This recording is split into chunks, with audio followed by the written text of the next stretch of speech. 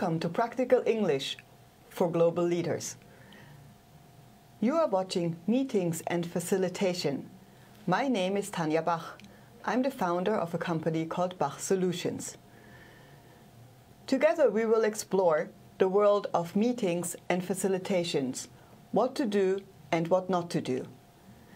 To start off our insights around meetings, it is my great pleasure to introduce to you a BBT graduate who is very experienced with meetings, both global and domestic, namely Mr. Izumi Ota. Izumi, thank you for coming today. Not at all. Thank you. Before we start off, I would just like to ask you, Yes. what is the first thing that comes to mind when you hear the word meeting? That's an interesting question. Probably the answer is different as a facilitator or organizer and participants. That's interesting.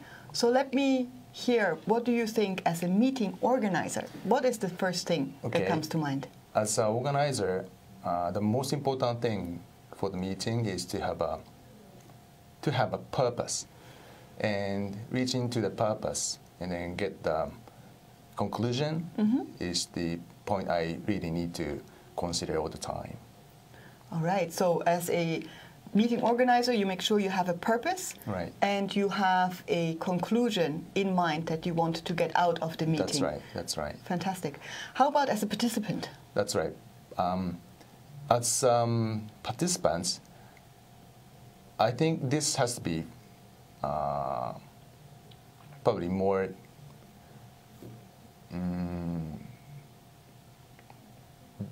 difficult because sometimes those meetings are not controlled well without my intention.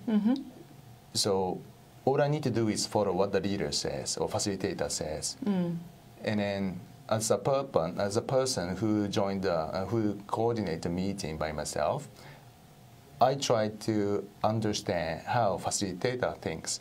But in the reality, most of the participants talk really something different. And I feel like meetings are not under control. Okay. So as a participant, there are meetings where you feel they are not under control. Sometimes. Sometimes. So they're a waste of your time? Maybe. Are you very engaged in those meetings? I hope so, but sometimes no. Sometimes no. All right.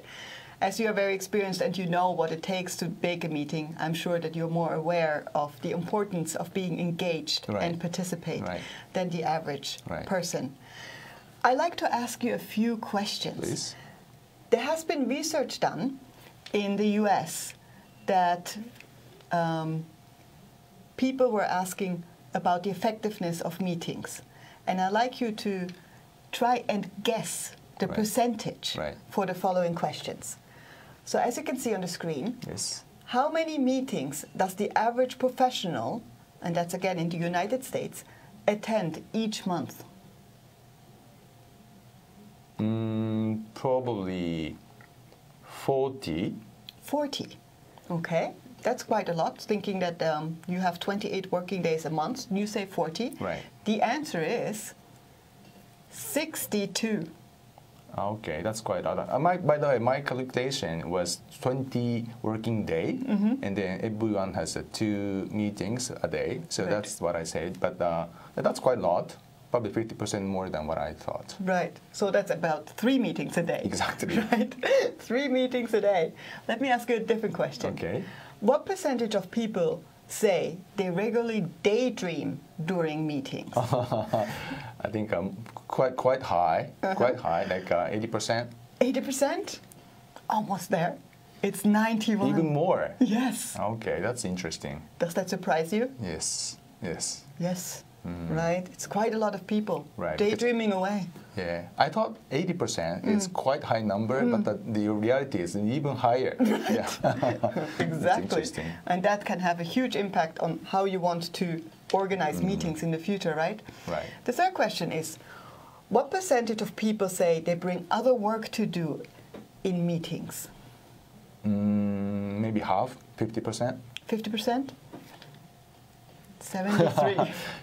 Again, I thought my answer is quite high, but the reality is even much higher.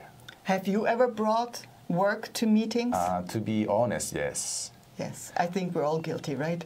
Right, but sometimes the people bring their home and some their, personal work, even without the feeling of guilty. So they probably bring their items and then keep working while people are talking, which is bad. But some people even don't think that they are doing something bad. That's surprising.